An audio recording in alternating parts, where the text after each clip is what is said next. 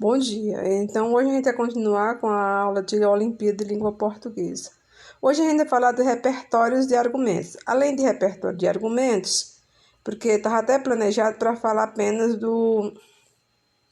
outro assunto, que é a construção da opinião. Portanto, eu vou trabalhar com vocês repertório de argumentos. Começou ontem, que nós falamos de alguns argumentos, e vamos dar continuidade hoje. Eu pergunto a vocês, grafite é uma forma de arte? O que é que vocês acham? Vocês já viram falar em grafite? Vocês conhecem algum tipo de grafite? Então, essa pergunta eu gostaria que depois vocês me respondessem o que vocês acham. A identificação da semelhança. O grafite é mais bem aceito por parte da sociedade do que a pichação, que tende a ser entendida, na maior parte das vezes, como vandalismo. Ainda assim, grafite pode ser visto como uma forma de arte e, como tal, deve transgredir limites e questionar as regras impostas. Apesar do colorido que confere a imensidão cinza, por vezes, viola a propriedade privada, não agrada ao gosto de todos e, uma vez que se distribui de forma desordenada por muros, pontes e outros suportes, não deve ser tolerado. O seguinte texto de apoio deve basear a discussão. A arte é sobre o que não sabemos e, por isso, deve poder ser transgressora, indefinida, incompreendida, subjetiva. Sociedade que não tem isso é uma sociedade pobre, sem alma e sem potencial criativo. Incompreendido hoje pode ser o gênio da manhã. Uma sociedade sem transgressores é uma sociedade burra.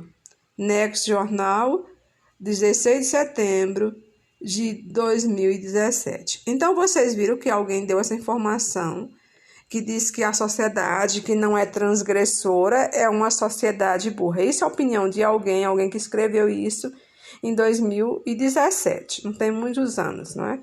Agora, vamos ver outro. Vocês sabem o que é transgredir? É alguém que foge às regras. Que pode ser as regras de lei, pode ser... Vocês conhecem algumas pessoas que são transgressores. Não constitui crime a prática de grafite realizada com o objetivo de valorizar o patrimônio público ou privado mediante manifestações artísticas, desde que consentida pelo proprietário e, quando couber, pelo locatário ou arrendatário do bem privado, ou, no caso do bem público, com a autorização dos órgãos competentes, do órgão competente e a observância das posturas municipais e das normas editadas pelos órgãos governamentais responsáveis pela preservação e conservação do patrimônio histórico e artístico nacional. Lei de Crimes Ambientais. Aí tem a lei 9.605/98, quer dizer que ela foi feita no ano de 1998. Então, aí também é um artigo, aí está colocando uma lei que não é só é crime quando você, por exemplo, se alguém resolve fazer um grafite na parede do muro da minha casa sem pedir autorização, aí realmente é crime, não é justo. Às vezes o dono da casa não quer aquela arte. Também conhecida como Arcos do Jânio, os arcos da rua Jandaia foram pichados na madrugada de sábado, 5, na Bela Vista, no centro expandido da cidade de São Paulo. Parte da ação foi registrada por equipamentos do programa SAT câmeras da Prefeitura. Os procedimentos duram ao menos 30 minutos. Nas imagens, um homem aparece preso a uma corda, como se estivesse praticando rapel, enquanto escreve as iniciais BTH com tinta branca. contornadas por tinta preta e azul. O sistema mostra ainda que havia uma viatura da Guarda Civil Metropolitana, GCM, estacionada próxima ao local no momento da ação, que começou às 3h37. A Prefeitura informou em nota que a limpeza do local está sendo feita. Uma equipe do Departamento do Patrimônio Histórico acompanha o trabalho para, assim, preservar as características originais desse bem histórico. O Estado de São Paulo, aí foi uma outra informação. E essa outra, o prefeito de São Paulo, João Dória, do PSDB, afirmou neste sábado 14 que vai retirar todos os grafites na área conhecida como Arcos do Jânio e também limitar as obras expostas na Avenida 23 de Maio, na zona sul da capital paulista, onde participou da terceira ação da Cidade Linda, programa de zeladoria da gestão. Desta vez, o prefeito deixou a vassoura de lado e se vestiu de operador do moto compressor.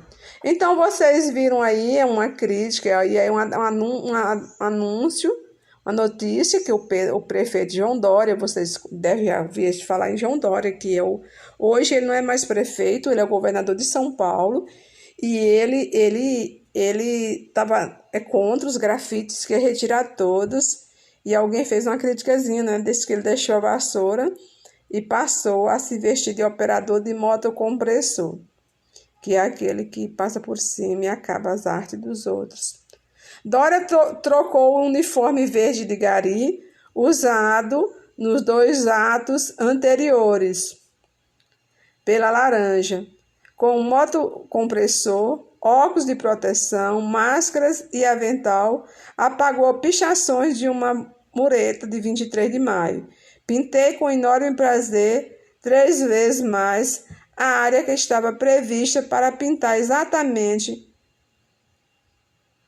para dar demonstração de apoio à cidade e repúdio aos pichadores, disse. Ao final, o sapato Oclen ficou todo salpicado de tinta. Apesar de reconhecer grafiteiros e muralistas como artistas, o prefeito afirmou que vai limitar as obras espalhadas pela 23 de maio. Os grafites serão mantidos em 8 espaços já definidos previamente pela Secretaria de Cultura. Os demais, que já estão envelhecidos ou infelizmente foram mutilados por pichadores, serão pintados. O Estado de São Paulo. Agora, 5. O que vocês vivem numa queda de braço? Vocês vivem numa queda de braços com a prefeitura, que costuma apagar grafites de vocês nos muros da cidade? Cara, nem temos muito o que falar sobre isso. Chegamos a ir falar com eles na gestão do Kassab, que é um outro político, mas continuaram apagando nossas coisas. Nosso recado já foi dado. Vamos continuar fazendo. Não vamos deixar de falar o que queremos falar. Isso é certo. Só não entendo como eles podem se preocupar com grafite com tantos outros problemas por aí.